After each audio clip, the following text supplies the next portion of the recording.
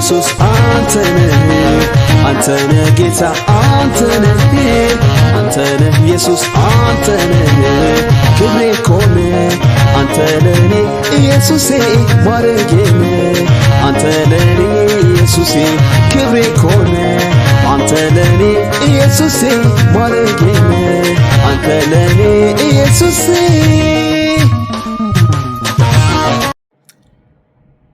ሰላም ወገኖቼ እንዴት ናችሁ? ሁሉ ሰላም።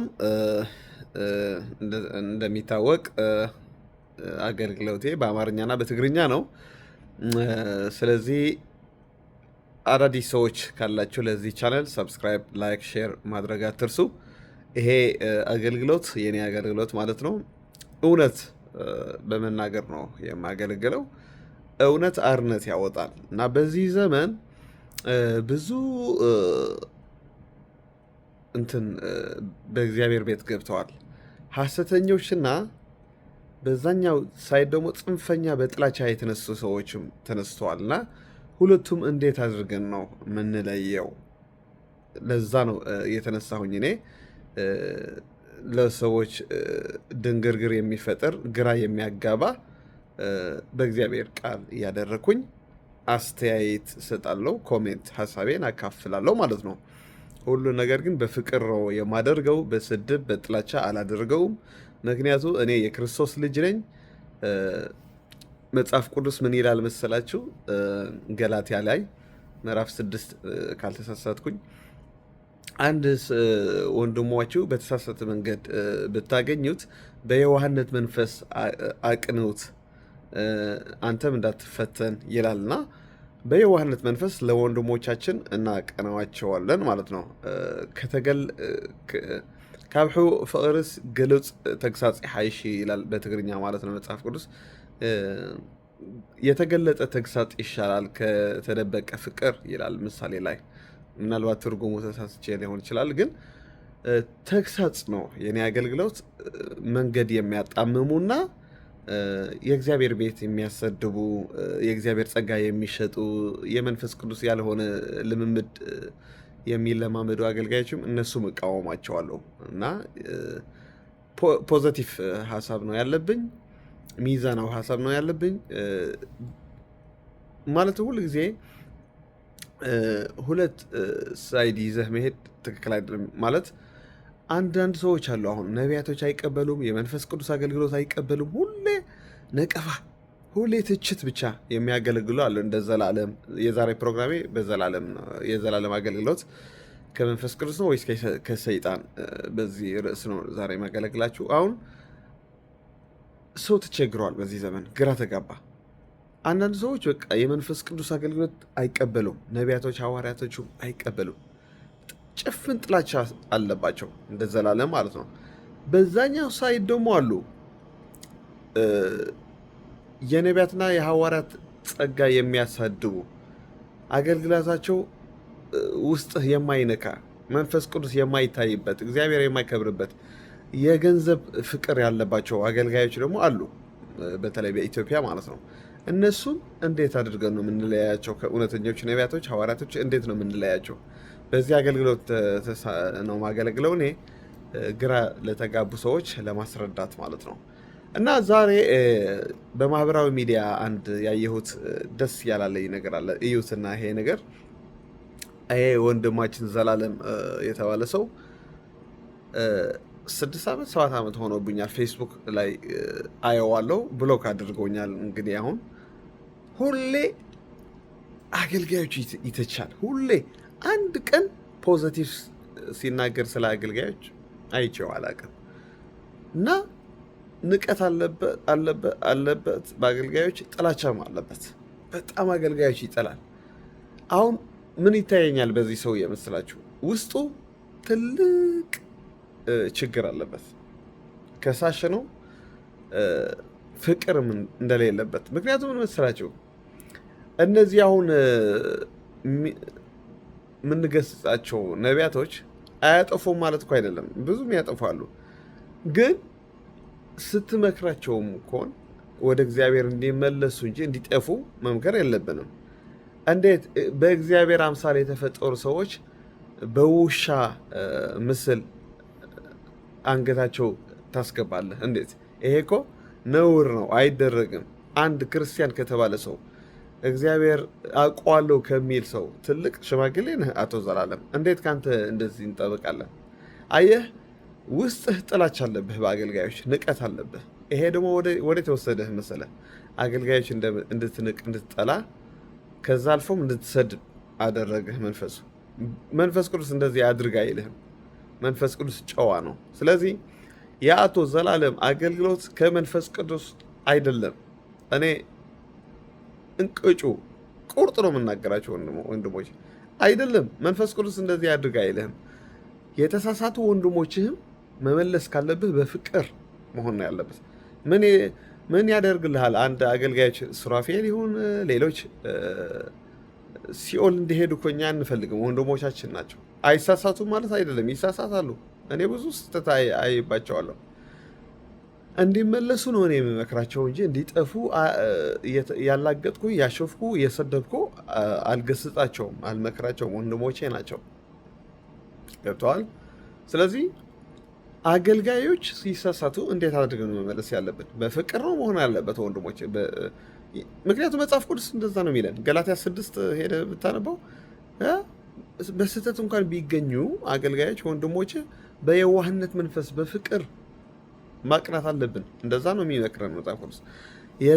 የአቶ ዘላለም የአማን ሻሎም የአቤል አቡና በስድብ በማሾፍ ፌዝ እያደረግ የተላገጣችሁ ነው የምታደርጉት። ለዛ ነው እኔ አልቀበላችሁም አገልግሎታችሁ።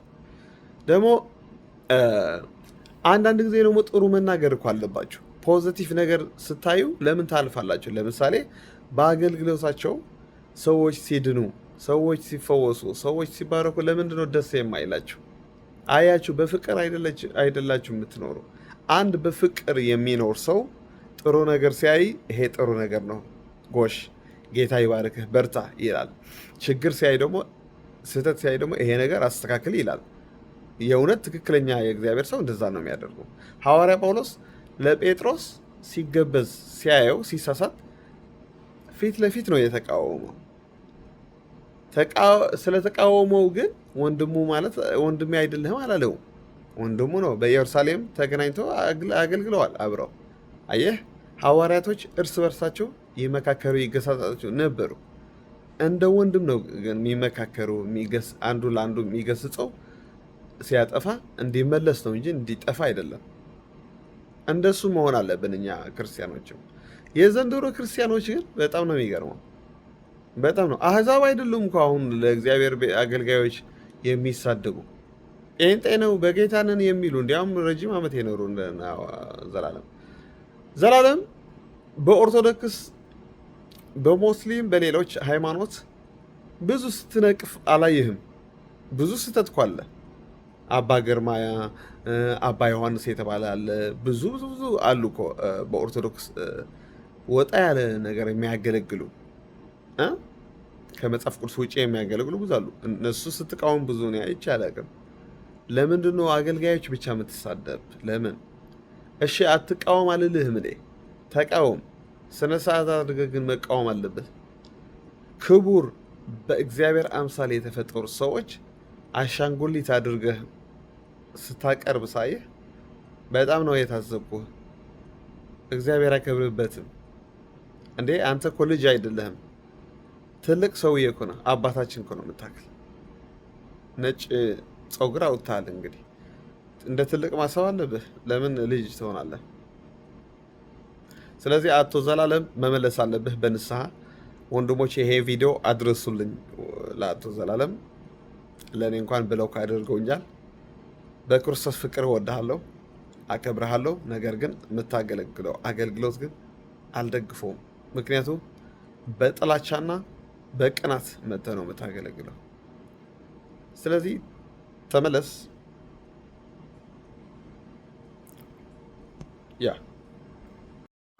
ስለዚህ በመጨረሻ ዘላለም ተመለስ። መጽሐፍ ቅዱስ ከውሾች ተጠበቁ ይላል። አዎ ይላል። ከውሾች ተጠበቁ ስላለ ግን የሰው ልጆች ግን በውሻ አምሳል አድርጋችሁ ኤዲት አድርጋችሁ ስሩ አይልም። አይለንም ማለት ነው። ከውሾች ተጠበቁ ይላል መጽሐፍ ቅዱስ። አዎ ይላል። ስለዚህ እኔ ደግሞ በበኩሌ ከውሾች ተጠበቁ ይላል መጽሐፍ ቅዱስ ብዬ ያንተ ምስል በውሻ ወይም ደግሞ በድመት ባስገባው ያንተ ምስል ደስ ይልሃል? አንተ አይልህም አይደል? ስትቃወሙ ለምንድን ነው በእግዚአብሔር ቃል አድርጋችሁ ለምን አትቃወሙ? ለምን በጥላቻ ታደርጋላችሁ? ለምን የልጆች ስራ ትሰራለህ? አንተ ትልቅ ሰው አይደለህም እንዴ? እነዚህ እኮ አገልጋዮች ናቸው። ሊሳሳቱ ይችላሉ፣ ግን ገስጻቸው፣ እሺ ምከራቸው። ግን በመጽሐፍ ቅዱስ መሰረት ማድረግ አለብህ እንጂ እንዴት! በጣም በጣም ይገርማል። ምን አይነት ደፋር ሰው ነው ይሄ ዘላለም! ያንተ ፈለግ እየተከተሉ የሚሄዱ ብዙ ሰዎች አስነስተሃል፣ ተሳክቶልሃል። አቤል አቡና፣ አማን ሻሎም፣ ሌሎችም አሉ። ያንተ ፍሬ ማለት ነው። ጨካኞች፣ እግዚአብሔር የማይፈሩ ፌዘኞች፣ ደፋሮች፣ እናንተ ትንቢት አስፈጻሚዎች ናችሁ ብዬ ነው እኔ ማምነው። በመጨረሻው ዘመን ደፋሮች ይነሳሉ ይላል ጢሞቴዎስ ላይ። ደፋሮች፣ እግዚአብሔር የማይፈሩ አመፀኞች፣ ፍቅር የሌለባቸው፣ ትምክህተኞች፣ ፌዘኞች ይላል። እኔ እናንተ ሆናችሁ ነው የምትሰሙኝ። ትንቢት አስፈጻሚዎች ናቸው እናንተ። ዘንድሮ ለእግዚአብሔር ቤት ሰይጣን በሁለት ነገር ነው እያናወጠ ያለው፣ በእናንተና ሌሎች ደግሞ አሉ። ሐሰተኞች ነቢያቶች፣ ሐሰተኞች ሐዋርያቶችም አሉ። ለእውነተኞች ነቢያቶች፣ ለእውነተኞች ሐዋርያቶች ስነ ስርዓት አድርገው የሚያገለግሉ ነቢያቶች የሚያሰድቡ አሉ። ሁለታችሁ ነው አሁን ለእግዚአብሔር ቤት ችግር የሆናችሁ እና ለሁለታችሁ እኔ መጥቼ በዚህ አጋልጣችኋለሁ። ሰዎች እንዲያውቃችሁ፣ ሰዎች ግራ ለተጋቡ ሰዎች መንገድ አሳያለሁ ማለት ነው። በዛ ነገር ነው እግዚአብሔር ያስነሳኝ ለእኔ። ያ ሌሎች ወንድሞችም እንደዛ ማድረግ አለባችሁ። የመለየት መንፈስ እግዚአብሔር እንዲሰጣችሁ ጸልዩ። እኔ እግዚአብሔር ሰጥቶኛል፣ የመለየት መንፈስ አለኝ። ማን ነው ሐሰተኛ፣ ማን ነው እውነተኛ፣ ማን ነው የሚያሾፍ፣ ማን ነው በመንፈስ ቅዱስ ጸጋ የሚያገለግል በደንብ ነው እኔ የማውቀው ማለት ነው አጥርቼ። ምክንያቱም እግዚአብሔር በዛ ቀብቶኛል። ማንም አልፈራም፣ እግዚአብሔር ብቻ ነው የምፈራው። ደብተር አልፈራም፣ ነቢያት አልፈራም። በቃ እግዚአብሔር ተናገር ያለኝ ነገር እናገራለሁ። ታቆኛላችሁ ማለት ነው። ነቢያት ያ አገልግሎቴ ታቆታላችሁ ማለት ነው። አገልግሎቴ የድፍረት አገልግሎት ነው። ኢሉሚናቲ አልፈራም፣ ደብተር አልፈራም፣ ጠንቋይ አልፈራም፣ መተተኛ አልፈራም። ለሁሉም ነው እኔ ወንጌል የምመሰክር። ሙስሊም አልፈራም፣ ኦርቶዶክስም አልፈራም። ለሁላቸውም ነው እኔ ወንጌል የምመሰክር። አንዳንድ ጊዜ እዚህ ጴንጤ ላይ ምንድነው የሚያስጠላኝ ነገር፣ በወንድሞቻቸው ጀግና ጀግና የሚጫወታሉ እንደ ዘላለም ማለት ነው። ለሌሎች ሃይማኖት አይነኩም፣ ለሌሎችማ ሽሩር ነው የሚሉ ስህተት ሲያዩም አይነቅፉም። በወንድሞቻቸው በጴንጤ ግን ጀግና ጀግና የሚጫወታሉ። ምክንያቱም ጴንጤ ምስኪን ነው፣ ምንም አይልም፣ ተባረክ ነው የሚለው እና ደንዳና ሰዎች አሉ። ለእነዚህ ስነስርዓት ማስያዝ አለብኝ። ለዛ ነው እግዚአብሔር ያስነሳኝ ማለት ነው። እና አቶ ዘላለም አንዳንድ ጊዜ ጥሩ ነገር ትናገራለህ፣ አብዛኛው አገልግሎትህ ግን ጥላቻ፣ ክስ፣ የወንድሞች ከሳሽ ተጥለዋል ይላል መጽሐፍ ቅዱስ። ከሳሽ ነህ፣ የመጨረሻ ከሳሽ። በፍቅር አይደለም አንተ የምትኖር፣ በፍቅር ትዕግስት እንኳን የለብህም። የት አለ አሁን የመንፈስ ቅዱስ ፍሬ? እኔ ስቃወምህ ምንድን ነው ያደረከኝ? ብሎክ ነው ያደረከኝ። የት አለ አሁን የመንፈስ ቅዱስ ፍሬ? ትዕግስት ነው አይደል? ታግሰህ ልታስረዳኝ ትችል ነበር። የእግዚአብሔር አገልጋይ ብትሆን እኔ ታናሽ ወንድምህ ነኝ። የት አለ ትዕግስት? የለብህም። አየህ፣ አንዴ ስነቅፍህ ብሎክ ነው ያደረከኝ። አትቀበልም። ስለዚህ ማን ይቀበልሃል? አንተ ስትነቅፍ አንተ መስማት አለብህ እኮ። ስለዚህ መጽሐፍ ቅዱስ ከውሾች ተጠበቁ ስላለን ለዛ ነው ምናምን የሚሉ ሰዎችም አሉ ኮሜንት ላይ። በጣም ነው የሚስቀው። መንፈስ ቅዱስ ኤዲት አድርጋችሁ በእኔ ምስል የተፈጠረው ውሾች ላይ ያስገቡ አላልን። ከውሾች ተጠበቁ ነው ያለ እንጂ የሰው ፍጡር ተላገጡበት፣ እያፌዛችሁ ተጫወቱበት አላለንም መንፈስ ቅዱስ። ሰው ሲሳሳትም እኮ በስነ ስርዓት ነው መቃወም ያለበት። እኔ እኮ እቃወማለሁ። እኔ ሐዋርያቶች፣ ነቢያቶች የሚሳሳቱ የእግዚአብሔር ጸጋ ንግድ ያደረጉ እኔም እንኳ እቃወማለሁ። ከዚህ በፊት አላያችሁኝም እንዴ? ለጆሲ የተባለ ፕሮፌት ተቃውሜው አለው። ለጆይ ጭሮ ተቃዊም አለው። ሶፎንያስ አሉ አይደል? ብዙ ስህተት ያለባቸው የእግዚአብሔር ቤት የሚያሰድቡ አሉ እኮ። እነሱን ተቃውሞ ያለው አንድ ቀን ለምን እንደዚህ ታደርጋላችሁ? ለምን በእናንተ ምክንያት የእግዚአብሔር ቤት ይሰደባል? ለምን የሐዋርያት ነቢያት ጸጋ በእናንተ ይሰደባል? ተመለሱ ብዬ አውቃለሁ። ጆሲ ደግሞ ንስሐ ገብቶ በአደባባይ ተመልሶ ሳየው ደስ አለኝ። መመለስ ነው የምፈልገው። ገብታችኋል? እዚህ በፊት ካያችሁት ቪዲዮ ለጆሲ በደንብ ነው እኔ የገሰጽኩት። ለምንድን ነው የእግዚአብሔር ቤት የምታሳድብ ብዬ። ስለዚህ የእኔ አገልግሎት ሚዛናዊ ባላንስ ነው። ሁሉም አልቀበልም እኔ። እንደዛ ነው አገልግሎቴ። ስለዚህ አቶ ዘላለም ተመለስ፣ እግዚአብሔር ይወድሃል። በፍቅር ተመላለስ። ተባረክ። ሼር፣ ላይክ፣ ሳብስክራይብ እንዳትረሱ ወንድሞቼ። ተባረኩልኝ።